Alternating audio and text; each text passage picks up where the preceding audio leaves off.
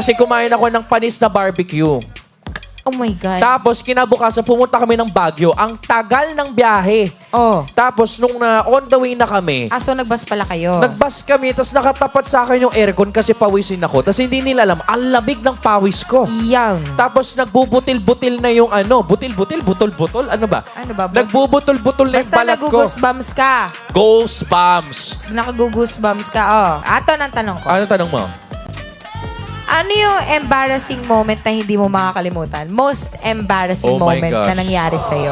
Oh my gosh, kasi all my life hindi ako na-embarrassed. Kasi makapal mukha ko.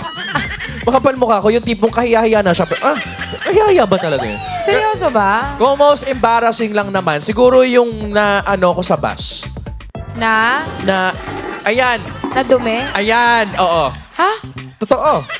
Oh my gosh! Oh, most embarrassing yun, pero sa akin parang normal lang yun, Hindi, wait lang. Paano naging most embarrassing yun? Ba't nalaman ba ng taong ikaw yun? Oh my gosh, air-conditioned. Tapos yung balat ko, may mga butol-butol na. Alam mo yung butlig-butlig dahil kinikilbutan na sa'yo nakatapat yung aircon. Wait lang, as in nadumi ka talaga? Oo, when I was in elementary Is it nun na. basa? Oo, kasi yun ang hindi nag-LBM ako eh. Yun ang hindi mapipigilan eh. Yes.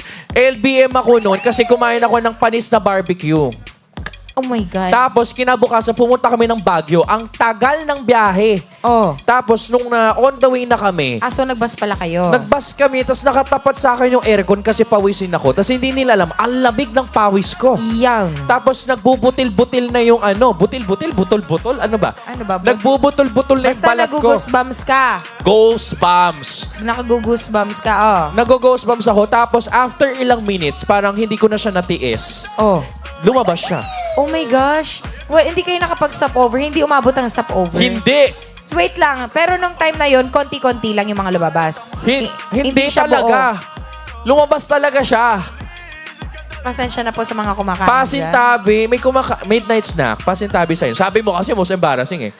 Pero syempre, So, nalaman ng tao na ikaw yon? yes. Tapos isipin mo bata ako, sobrang tabako. Alam mo yung So, paano? Paano sinabi? Paano nasolusyonan yon? Bumaba ka, nag-stop nakatingin over sa'yo lahat ng naman. tao. Nag-stop over. Oo, ang masama, nasa likod kami. So, ang nangyari, naglalakad ako Lahat paunahan. nadaanan. Nadaanan ko lahat. Nalaman lalo nila na ako yun. Tapos yung lakad, paano ang lakad pag may tae sa puwet? Ako, nung time na yun, hindi kasi ako nahiya. Kasi iniisip ko lang noon na normal lang to na experience ng lahat. Kaya nung time ko, ang lakad ko pa ganito. Ganyan. Kasi ako nung bata ako, pagka nakakadumi ako sa Sa public area. sa panty ko. Ay, nagpapanti ka pala. O, ano yun? Oo. Pag nakakadumi ako, ang ginagawa ko yung lakad ko para kung bagong tuli. Alam mo yung tsura na bagong tuli? Ganun.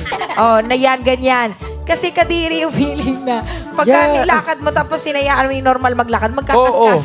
Actually, na-experience ko yan. Sabi ko, parang lotion siya. Napipisat siya eh. Oo, sabi ko, para siyang lotion. Alam mo yun, ganun yung feeling niya. Pero at the same time, it's a learning experience Na? huwag kayong kumain What have you learned? Huwag kayong kumain ng panis. Amuyin niyo muna yung pagkain niyo. Huwag kayong kakain ng... Ayan na, kasi nga, grabe din talaga. Pumunta ng Baguio kinabukasan. Tapos, pero that time, sobrang nahiya ako. May part 2. Sa Baguio mismo na-experience ko. Aray ko. Na-experience ko yung last ball. Yan ang ating 45 balls, nakakahiya. Pero syempre, time will come. Yes! Register na sa phenomenalmax.com.